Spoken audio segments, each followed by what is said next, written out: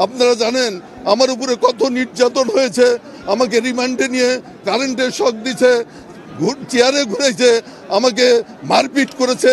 আমি অজ্ঞান হয়ে কোর্টের বারান্দায় পড়েছিলাম। আমার মা মৃত্যুবরণ করলো, সেই জানাজায় আমাকে যেতে দেওয়া হয় নাই। আমি বিগত 4 বছর 6 মাস কারাগারে আমার পরিবারের সাথে আমার দেখা করতে দেওয়া হয় নাই। আওয়ামী লীগ যে কাজ করেছে আমরা সেই কাজ করব না। আওয়ামী লীগের লোকরা যে সমস্ত অপকর্ম করেছে আমরা সেই অপকর্ম করব না। বেগম খালেদা জিয়ার প্রতি আমি কৃতজ্ঞতা প্রকাশ করছি। বাংলাদেশ জাতীয়তাবাদী দলের ভারপ্রাপ্ত চেয়ারম্যান তারেক রহমানের প্রতি আমি কৃতজ্ঞতা প্রকাশ করছি। আজকে যার মাজারে আছি আমাদের প্রিয় নেতা শহীদ রাষ্ট্রপতি জিয়াউর রহমানের কথা আজ বারবার মনে পড়ে। এই দলকে তিনি গড়ে তুলেছিলেন দেশের মানুষের জন্য, জনগণের জন্য। আমি তার প্রতি শ্রদ্ধা জ্ঞাপন করছি এবং তার বিদেহী আত্মার মাগফিরাত করছি। আল্লাহ, আমি শ্রদ্ধা নিবেদন করছি আগস্ট এবং জুলাই মাসে যে সমস্ত ছাত্ররা বাংলাদেশের জন্য, এই জাতির জন্য, আমাদের জন্য, জনগণের জন্য প্রাণ দিয়েছে, তাদের বিদেহী আত্মার মাগফিরাত করছি, তাদের বিদেহী আত্মার মাগফিরাত কামনা করছি, তাদের পরিবারবর্গের প্রতি সমবেদনা প্রকাশ করছি। এবং সঙ্গে সঙ্গে বলতে চাই যে কারণে এই আন্দোলন এবং সংগ্রাম হয়েছে আমরা যেন সেই কারণ এবং সংগ্রামের ভুলে না যাই। আমরা যেন আমাদের নেতা তারেক রহমানের নেতৃত্বে বাংলাদেশকে নতুনভাবে গড়ার যে স্বপ্ন, সেই স্বপ্ন আমরা বাস্তবায়ন করতে পারি। সেই দিকে আমাদের নজর রাখতে হবে, আমাদের ভুলে গেলে চলবে না। আওয়ামী লীগ যে কাজ করেছে আমরা সেই কাজ করব না। আওয়ামী লীগের লোকরা যে সমস্ত অপকর্ম করেছে আমরা সেই অপকর্ম করব না। আমরা বাংলাদেশকে গড়ে তুলতে চাই, বাংলাদেশের জনগণকে সাথে নিয়ে বাংলাদেশকে গড়ে তুলতে চাই।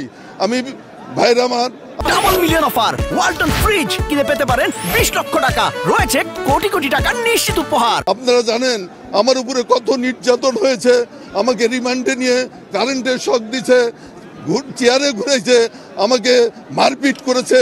আমি অজ্ঞান হয়ে কোর্টের বারান্দায় পড়েছিলাম। প্রিয় বন্ধুরা আমার, সেই স্মৃতি আমি এখনো ভুলি নাই।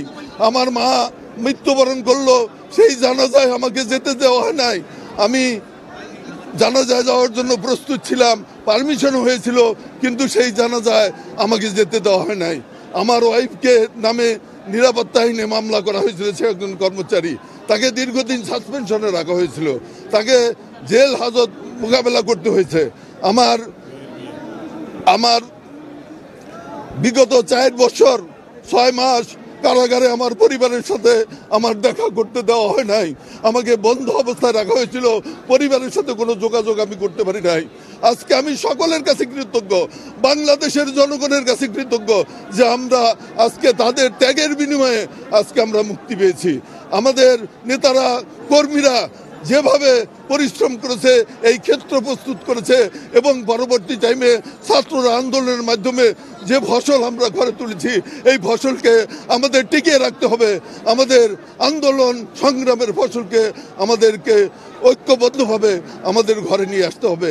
সেই আহ্বান জানিয়ে যারা আজকে এখানে উপস্থিত হয়েছেন, বিভিন্ন জায়গা থেকে এখানে উপস্থিত হয়েছেন, টাঙ্গাইল থেকে উপস্থিত হয়েছেন, আমার এলাকার থেকে উপস্থিত হয়েছেন, আমি সকলের প্রতি কৃতজ্ঞতা প্রকাশ করছি এবং ধন্যবাদ জানাচ্ছি। প্রিয় বন্ধুরা, আপনারা আশা করি আপনারা এরপরে আপনারা যার যার যে ঘর থেকে আসতেন সেভাবে সুশৃঙ্খলভাবে ফিরে যাবেন। এবং মনে রাখবেন, তারেক রহমান একটি কথা বলেছেন, আমরা জেলখানা থেকে শুনেছি, যে বিএনপির নাম ব্যবহার করে কিছু অপকর্ম করা হয়েছে।